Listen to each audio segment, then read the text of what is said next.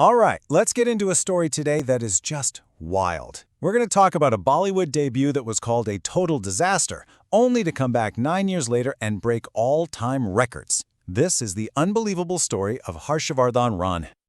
Okay, let's start with a number. 41 crores. For a little perspective, that's over 5 million US dollars. Now, what if I told you that this one number holds the key to one of the most unlikely, most inspiring comeback stories in modern cinema? Yep, you heard that right. That's the money made from the re-release of a movie that everyone wrote off as a complete failure almost a decade ago. It just doesn't make any sense. So the question is, how on earth did that happen? I mean, just look at this. The difference is night and day.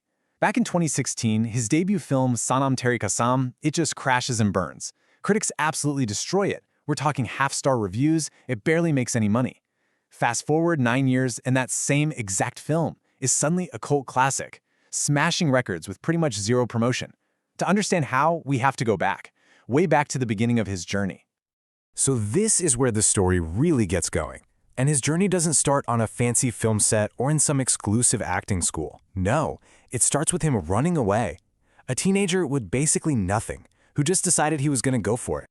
At just 16 years old, Harshavardhan Ran walks out of his home with only 200 rupees in his pocket and this crazy dream of becoming an actor. But this wasn't some overnight success story, not even close. There's this huge 8-year gap between him leaving home and getting his first actual paying acting job. Think about that, 8 years of just pure relentless struggle. And when I say struggle, I mean struggle. This wasn't about networking at parties, this was about figuring out how to eat the next day.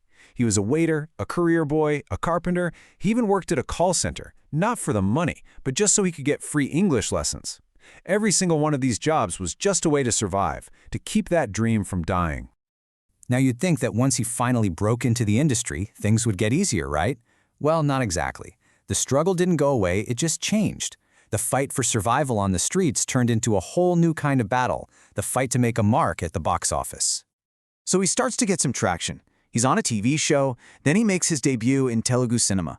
He's building a foundation, getting noticed, putting in the work. But the big prize, the end goal, was always Bollywood. And then it happens. After more than a decade of grinding, he gets his big shot, his Bollywood debut. And Sanam Tere Kasam was, by every possible measure, a total disaster. Critics hated it, audiences didn't show up. It felt like the dream he'd fought for so long just fell apart right at the finish line. So how do you even react to that? A failure that public, that brutal? Most people would be crushed. But his response was something else entirely. He basically said, "Go ahead, give me negative feedback. I'll take it and turn it into motivation." He didn't just deal with the negativity, he literally used it as fuel. And look, that mindset wasn't just some clever PR line. It was real.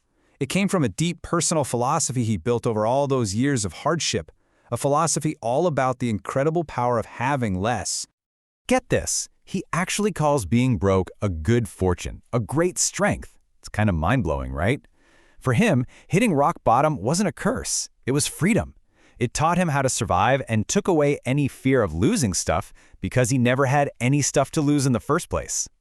And this is where his whole minimalism thing becomes his secret weapon. It's not about a trendy aesthetic. For Ran, needing less meant he wasn't dependent on anybody. It gave him the power to say no to projects he didn't believe in, which is a rare luxury for an outsider trying to make it.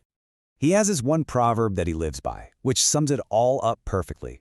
Jiski zaruratein kam hai, uske zamir mein dam hai. It basically means the person with fewer needs has a stronger conscience. It's this direct line between living simply and having artistic integrity. He even takes it a step further. He says that being powerless is actually the biggest power you can have. As he puts it, "I never felt scared because my bag had nothing in it." I mean, think about it. If you have nothing to lose, no one can control you. No one can threaten you. You're completely free. And it was that freedom, that incredible resilience built through years of struggle that set the stage for one of the most amazing comebacks you'll ever see. After years of sticking to his guns, the story comes full circle. This is the payoff. Okay, let's look at the hard proof. The numbers do not lie. When Sanam Tere Kasam was re-released, it didn't just do okay. It became the highest-grossing re-released Bollywood film of all time. It beat out huge cult hits. It even beat all-time classics like Sholay. This wasn't a fluke. This was a legit phenomenon.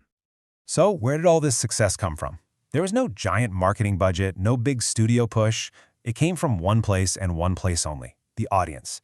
For 9 years, people discovered this movie, they shared it, they fell in love with it. They built this huge, passionate fan base that basically willed it back into theaters. They made it a hit. And this incredible success wasn't just a one-time thing. It kicked off a brand new chapter for him. His recent work is crossing the 100 crore mark, his fellow actors are finally recognizing his journey, and now he's set to take over a massive action franchise. It's like the industry is finally catching up to what the fans knew all along. So when you step back and look at this whole incredible journey, it really makes you think, doesn't it? His odyssey from a runaway kid with nothing to a vindicated star leaves us with this one really powerful question. What if true success isn't about how much you can get, but about how much you can live without?